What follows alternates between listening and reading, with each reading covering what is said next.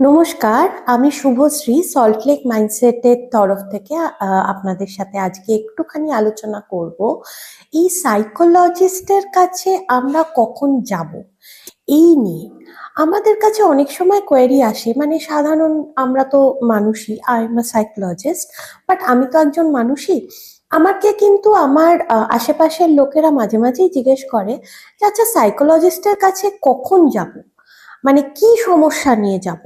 আমাদের তো জীবনে অনেক সমস্যা হয়, যেটা আমরা মানে নিজেদের মতো করেই আমরা মোরাললেস হ্যান্ডেল করি, এবং হ্যান্ডেল যদি না হয় তাহলে ছেড়ে দিই যে ঠিক আছে এটা বোধহয় আর হ্যান্ডেল হবে না, এটাকে এরকম ভাবে নিয়েই আমাদেরকে থাকতে হবে, এবং ইভেনচুয়ালি ধীরে ধীরে আমরা ওটাতে অ্যাডজাস্ট করে ফেলি।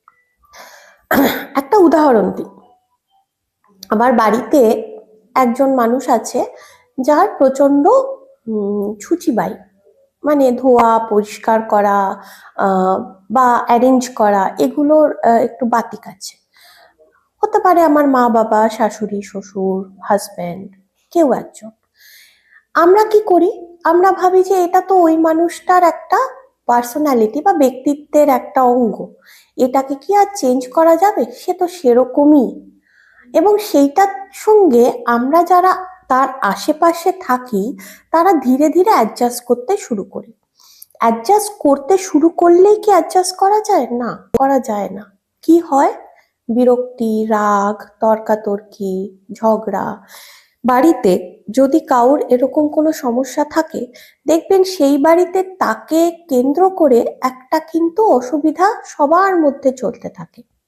সেই মানুষটা কিন্তু সে অসুবিধাগুলো বুঝতেও পারে যে আমার এই অসুবিধাগুলো হচ্ছে, এবং তার জন্য বাড়ির লোকেরা আমার কথা শোনে না, আমার কথা মানে না, আমার কথা বোঝে না। অসুবিধাগুলো বুঝতেও পারে যে আমার এই অসুবিধাগুলো হচ্ছে, এবং যারা সাফার করছে তারাও মনে করে যে মা কেন বাসন মাজতে এত টাইম লাগাচ্ছে, বাসনটা না বেজে তো আমার দিকে একটুখানি নজর দিতে পারতো, বা আমাকে পড়াতে পারতো, বা আমার সাথে কোথাও বেড়াতে যেতে পারতো। আমার মা করে না। আমার মা সারাটা সময় চলে যায় রান্নাঘরে বাসন মাজতে, ঘর ঠিক করতে। তো সেক্ষেত্রে কিন্তু আমরা দুতরফেই, যে মানুষটা করে যাচ্ছে তারও অসুবিধা, যে মানুষটা এটাকে নিয়ে থাকছে তারও অসুবিধা। কিন্তু আমরা কেউই ভাবি না যে এটা নিয়ে আমরা কি করব। আসলে এটা নিয়ে অনেক কিছু করা যায়।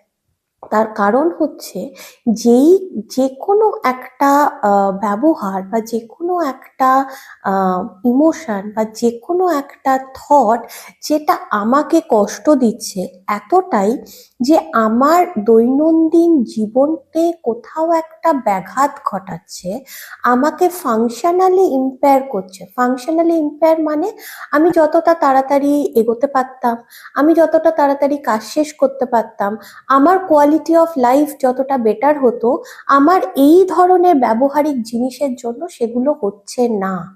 তো এইটা কিন্তু একটা ভীষণ ইম্পর্টেন্ট কাট অফ, বা একটা যেটাকে বলে মার্জিন, যেটার আমাদের নির্ধারণ করা উচিত যে আমার হেল্প লাগবে কিনা।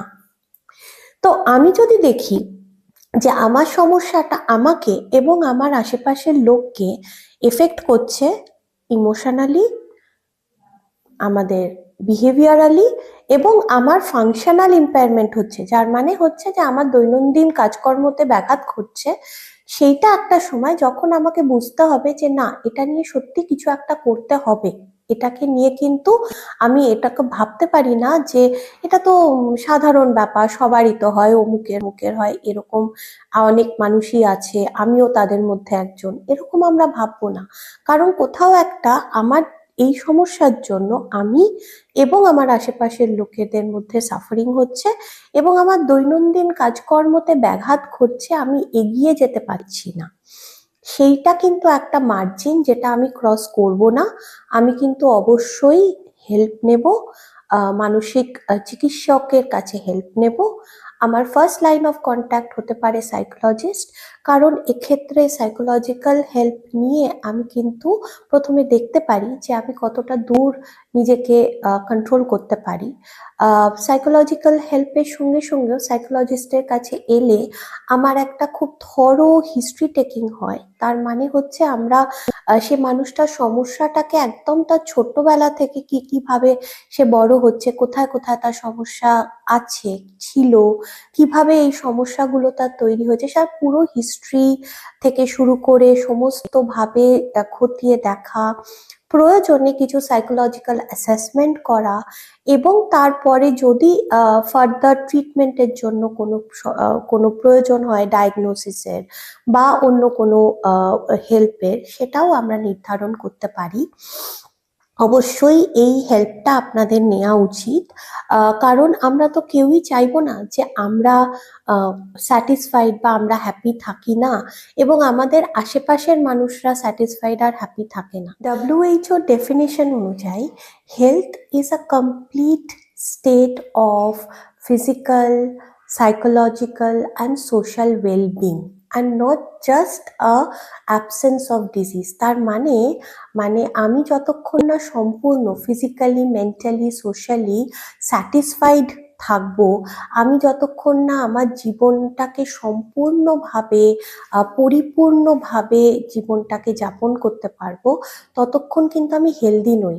হেলথ মানে এটা নয় যে আমার মধ্যে কোনো শারীরিক অসুখ আছে কি নেই। হেলথ মানে হচ্ছে আমি সম্পূর্ণভাবে পরিপূর্ণ জীবন যাপন করছি।